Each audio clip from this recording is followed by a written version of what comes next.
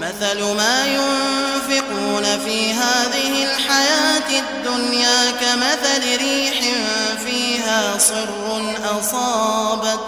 أصابت حرث قوم ظلموا أنفسهم فأهلكته وما ظلمهم الله ولكن أنفسهم يظلمون.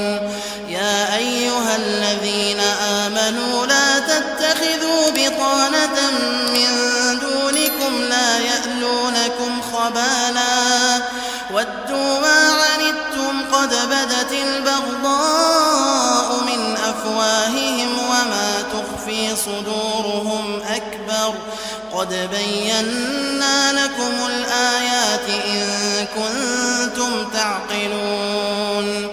ها أنتم أولئك تحبونهم ولا يحبونكم وتؤمنون بالكتاب كله وإذا لقوا